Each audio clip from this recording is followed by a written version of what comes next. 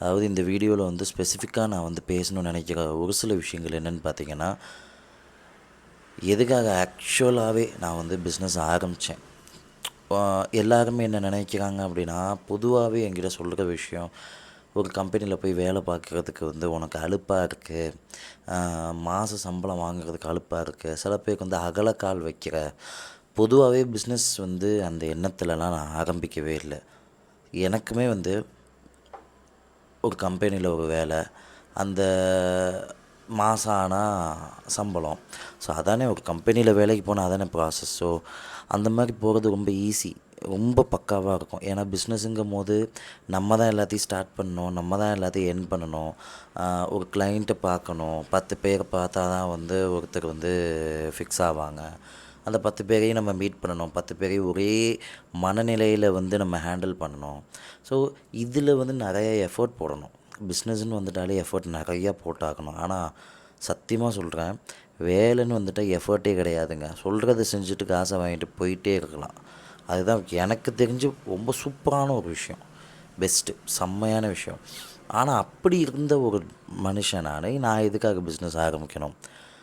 So first of all பார்த்தீங்கன்னா, மன நிம்மதி. நான் பிஸ்னஸ் ஆரம்பிக்கணும்னு நினச்சதுக்கான காரணமே வந்து நான் நிம்மதியாக இருக்கணும். இப்போ இல்லை. சில பேர் சொல்லுவாங்க, ஓடும்போது ஓடிடு, நடக்கும்போது நடந்துடு, படுக்கும்போது படுத்துடு. அதுக்கான ஃபுல் மீனிங் என்னென்னா, நீ ஓடும்போது ஓடிடணும், ஓடுற வயசில் ஓடணும், ஒரு நாள் உழைக்கிற வயசில் உழைக்கணும். சரியா? அதுதான் ஃபுல் பொட்டென்ஷியலை வந்து வெளியே கொண்டு வரும். ஸோ அந்த ஃபோக்கஸில் தான் நான் என்ன யோசித்தேன் அப்படின்னா, சரி இப்போ வந்து நம்ம வேலைக்கு போய் நம்ம வந்து ஒரு சில விஷயங்களை பண்ணுவோம். அங்கே நம்ம அது செட் ஆகுமா, இது செட் ஆகுமா, அடுத்தது அந்த கம்பெனி, இந்த கம்பெனி, இந்த வேலைன்னு போகிறதுக்கு ஸ்டாண்டர்டாக ஒரே வேலை, ஒரே கம்பெனி அப்படியே இருந்தால் நல்லா இருக்குமே அப்படின்னு யோசித்தேன். அப்போ தான் என்ன தோணுச்சு, அப்போ தான் என்ன தெரிய வந்துச்சு ஆக்சுவலினா, இப்போ இருக்கக்கூடிய காலகட்டத்தில் ஒரே கம்பெனியில் இருந்தால் முன்னேற்றங்கிறது அந்த அளவுக்கு வந்து கிடைக்காது, ரொம்ப கிடைக்காது அப்படின்னு தோணுச்சு. ஸோ இதெல்லாம் ஒரு பக்கம் இருக்குது. நீங்கள் உடனே யோசிக்கலாம், அப்புறம் ஒரே கம்பெனியில் இருந்தோ இல்லைனா வேலைக்கு போய் யாருமே முன்னேறலையா அப்படின்னு கேட்பீங்க. நான் என்ன யோசிக்கிறேன் அப்படின்னா, நம்ம வாழ்க்கையில் முன்னேறணும், அது ரொம்ப முக்கியம். சரியா? நம்ம வந்து ஃபிசிக்கலி நம்ம வாழ்க்கையை முன்னேற்றணும், எமோஷ்னலி நம்ம வாழ்க்கையை முன்னேற்றணும். இதெல்லாம் இருக்கணும்னா நமக்கு ஃபினான்ஷியலி நம்ம வாழ்க்கை நல்லா இருக்கணும். Money is the first thing. ஆனால் அந்த மணி வந்து எப்படி வரப்போகுது? ஸோ நம்ம ஒரு வேலைக்கு போகணுன்னா அதுக்கு நமக்கு ஒரு ஸ்கில் இருக்கணும். அது ஒரு ஸ்கில் இருந்தால் தான் நம்ம அந்த வேலையில் வந்து அடுத்த ஸ்டெப்பு, அது ஒரே கம்பெனியாக இருந்தாலும் சரி, வேறு கம்பெனிக்கு போனாலும் சரி, ஸ்கில்லுங்கிறது ரொம்ப முக்கியம். அந்த ஸ்கில் வந்து இருக்கணும். ஸோ நான் என்ன யோசித்தேன் அப்படின்னா, சரி எனக்கு என்ன ஸ்கில் இருக்குது? ஆக்சுவலி எனக்கு என்ன ஸ்கில் இருக்குன்னா, first of all communication skill தான் நான் ஃபஸ்ட்டு விஷயம் பார்க்குறேன். இந்த கம்யூனிகேஷன் ஸ்கில்லில் நிறைய விஷயங்கள் இருக்குதுங்க. நெகோஷியேஷன் இருக்குது, அது இதுன்னு எக்கச்சக்கமாக சரியா இருக்குது. பட் ஆனால் இதெல்லாம் தான் நமக்கு வந்து இருக்குது. பட் ஆனால் டெக்னிக்கல் ஸ்கில் இல்லாமல் என்ன பண்ணுறதுன்னு யோசிக்கும் போது, என்னோடய டெக்னிக்கல் ஸ்கில் நான் என்ன நான் ஃபைண்ட் அவுட் பண்ணேன் அப்படின்னா, எனக்கு வந்து கம்ப்யூட்டர் நாலேஜ் இருக்குது. கம்ப்யூட்டர் நாலேஜுங்கும் போது நார்மலாக இல்லை. ஸோ ஆப்வியஸ்லி நான் ஒரு கம்ப்யூட்டர் சயின்ஸ் ஸ்டூடெண்ட்டுங்கிறதுனால எனக்கு இன்னும் கொஞ்சம் இன்டெப்த்தாகவே வந்து ப்ரோக்ராமிங் கோடிங்லாம் இருந்தாலும் எனக்கு அதில் இன்ட்ரெஸ்ட் இல்லை. ஸோ எனக்கு ஸ்கில்லே இருக்கிறதுனால இன்ட்ரெஸ்ட் இல்லாத போது நான் அதில் முன்னேற முடியாது. ஸோ நான் என்ன யோசித்தேன் அப்படின்னா, நமக்கு இன்ட்ரெஸ்ட்டும் இருக்கணும், நம்ம செய்கிற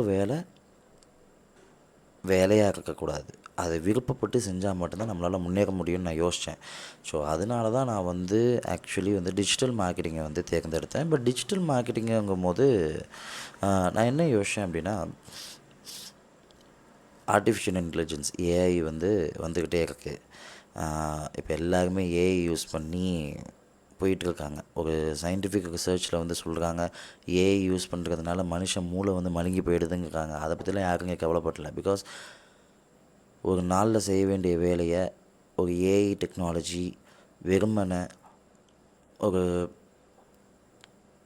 10 மினிட்ஸ்லையோ இல்லை ஒரு 1 ஹவர்லேயே செஞ்சுருது.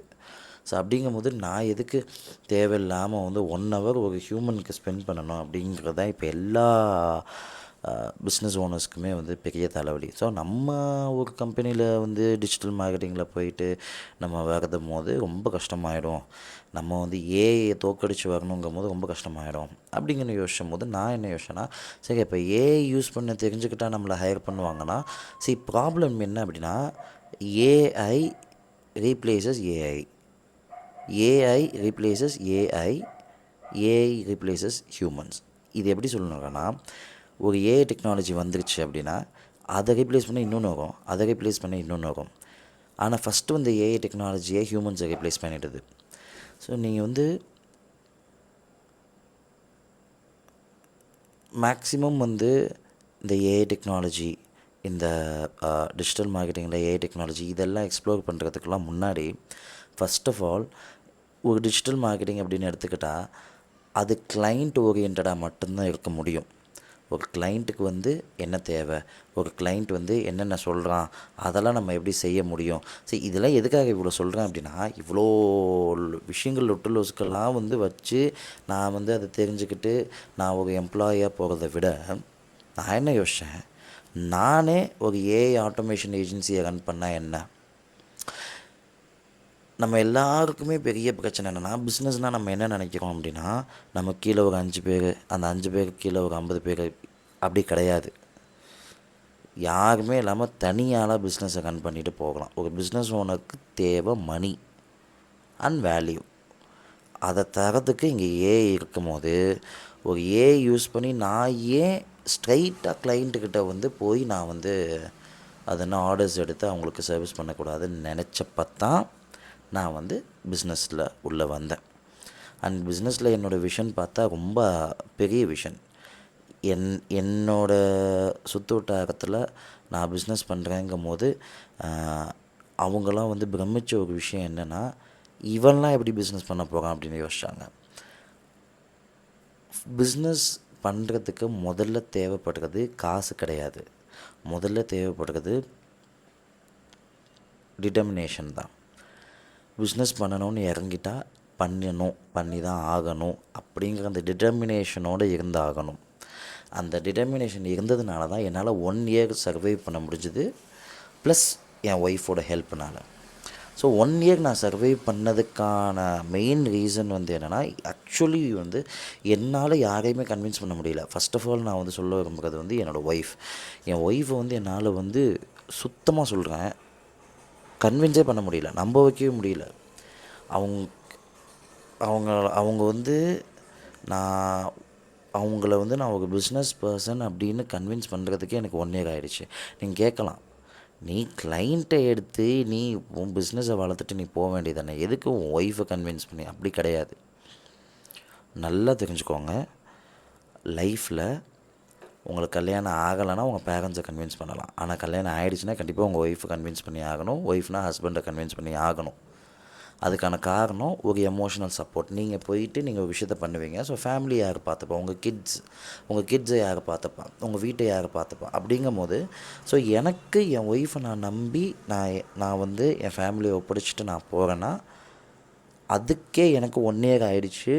என் ஒய்ஃப் வந்து சரி, என்னோடய கணவன் வந்து he is a business person அப்படின்னு சொல்கிறதுக்கு. எனக்கு காரணம் என்னென்னா, எனக்கு ஒரு வேலை இருந்துச்சு, 2 பசங்க இருக்காங்க, அவங்களும் ஸ்கூலுக்கு போயிட்டுருக்காங்க, ஒரு பையன் வந்து ஸ்கூலுக்கு போயிட்டுருக்காங்க. இந்த மாதிரி ஒரு சூழலில் இருக்கும்போது யோசிச்சு பாருங்கள், நான் டக்குன்னு வேலையை விட்டு எந்த ஃபினான்ஷியல் பேக்கப்பும் இல்லாமல் டக்குன்னு நான் போயிட்டு நான் பிஸ்னஸ் பண்ண போகிறேன்னா அது யாரால் அக்செப்ட் பண்ணிக்க முடியும்? அந்த சுச்சுவேஷனில் கூட ஐ ஃபைட் ஃபார் சீரியஸ்லி. நான் சத்தியமாக சொல்கிறேன், I was literally fighting every day. I was fighting. ஒவ்வொரு நாளும் என் வாழ்க்கையில் நான் வந்து சண்டை போட்டேன், எல்லாருக்கூடையும் சண்டை போட்டேன். பிஸ்னஸுங்கிற ஒரு விஷயத்தை வந்து பதிய வைக்கிறதுக்கு அவ்வளோ கஷ்டப்பட்டேன். இன்றைக்கும் நிறைய பேர் வந்து எனக்கு எம்ப்ளாய்மெண்ட் அட்வைஸ் வந்து கொடுக்கும் போது நான் சொல்லுவேன், இப்போ உனக்கு ஒரு வழி இருக்குது, நீ அதில் போயிட்டுருக்க, எனக்கு ஒரு வழி இருக்குது, நான் அதில் போயிட்டுருக்கேன். So I don't want to interfere in your way.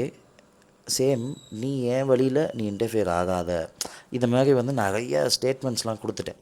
ஆனால் ஒரு கட்டத்தில் ரொம்ப அழுத்து போச்சு, விட்டுட்டேன் நான். அப்போ தான் ரியலைஸ் பண்ணேன், இங்கே பதில் சொல்கிறத விட அமைதியாக போகிறது எவ்வளோ மேல். ஸோ பிஸ்னஸில் ரெண்டாவது விஷயம், அதாவது மொதல் விஷயம் டிட்டர்மினேஷன்னு சொன்னேன்ல, ரெண்டாவது விஷயம் சைலன்ஸ். உங்களால் சைலண்ட்டாக இருந்தால் மட்டும்தான் பிஸ்னஸில் ஜெயிக்க முடியும். நீங்கள் பிஸ்னஸை பற்றி பேசுகிறதுக்கோ, பிஸ்னஸில் உள்ள உங்கள் சர்வீசஸ் ப்ராடக்ட்ஸ் பற்றி பேசுகிறதுக்கோ வாயை திறந்தா போதும். ஆனால் நீ பிஸ்னஸ் பண்ண போகிறன்னு மற்றவன்கிட்ட சொல்லி புரிய வைக்க வேண்டிய அவசியமே கிடையாது. அந்த மாதிரி புரிய வைக்க உன் வாயை திறந்தானா மூடவே முடியாமல் போயிடும். So silence is always needed. And மூணாவது ஒரு விஷயம் சொல்கிறேன், என்னென்னா ஒரு பிஸ்னஸ் பண்ணுறதுக்கு முக்கியமாக தேவைப்படுறது என்ன தெரியுமா? இந்த டிட்டர்மினேஷன், அதுக்கப்புறம் இந்த பீயிங் சைலண்ட், இதெல்லாம் தாண்டி ரொம்ப முக்கியமாக இருக்கிறதுலே ரொம்ப முக்கியம்னு சொல்லிடலாம். ரொம்ப முக்கியமாக தேவைப்படுறது வந்து டூ வாட் யூ நோ. தெரிஞ்சதை பண்ணு, தெரியாததை பண்ணாத. தெரியாததை கற்றுக்கிட்டு பண்ணலாம், அதுக்கு ஒரு சில டைம் இருக்குது. டைம் இன்வெஸ்ட் பண்ணுறதுக்கு டைம் இருக்கா ஓகே. ஆனால் டைம் ரொம்ப கம்மியாக இருக்குது அப்படின்னா தயவு செஞ்சு தெரிஞ்சதை ஃபஸ்ட்டு பண்ணிவிடு. அதை எஸ்டாப்ளிஷ் பண்ணு. உனக்குன்னு ஒரு கஸ்டமர் பேஸை உருவாக்கு. அண்ட் ஒரு மனநிலை வரணும், என்னென்னா everything takes time. Everything takes time. Nothing can be done in one day. So everything takes time. எல்லாத்தையுமே ஒரு டைம் வச்சு தான் செய்ய முடியும், டைம் இருந்தால் தான் செய்ய முடியும். அப்படிங்கும்போது எல்லாத்துக்குமே டைம் தேவைப்படும். So don't feel sorry for what you are. Don't feel sorry for what you think and what you do. Because people right, அவங்க என்ன செய்வாங்க அப்படின்னா, நம்மளை சுற்றி உள்ள பர்சன்ஸ் எல்லாருமே என்ன செய்வாங்கன்னா, ஏதோ ஒரு கட்டத்தில் நம்மளை வந்து போட்டு கீழே தள்ள தான் பார்ப்பாங்க. எக்காரணத்து கொண்டும் நம்ம அதுக்கெலாம் வந்து அடிபணிஞ்சு போயிடக்கூடாது. என்ன ஆனாலும் பார்த்துக்கலாம் அப்படின்னு போய்கிட்டே இருக்கணும். ஸோ என் லைஃப்பில் அப்படி தான். நான்லாம் பிஸ்னஸ் ஸ்டார்ட் பண்ணுறப்ப எக்கச்சக்கமான பிரச்சனைகள் கடந்த ஒரு வருஷத்தில் நான் சந்தித்தேன். அந்த ஒரு வருஷத்தில் சந்தித்த பிரச்சனைகளை நான் கற்றுக்கிட்டது என்னென்னா, வாயை மூடிட்டு போயிடணும். முக்கியமாக சொல்கிறது என்னென்னா, லைஃப்பில் பாதி பிரச்சனையை தீர்க்கணுன்னா சைலண்ட்டாக இருந்தாலே போதும், பாதி பிரச்சனை தீர்ந்துடும். அண்டு நான் இதில் கற்றுக்கிட்ட நிறைய விஷயங்கள் நான் என்னோடய நெக்ஸ்ட் வீடியோஸ்லலாம் ஷேர் பண்ணுறேன்.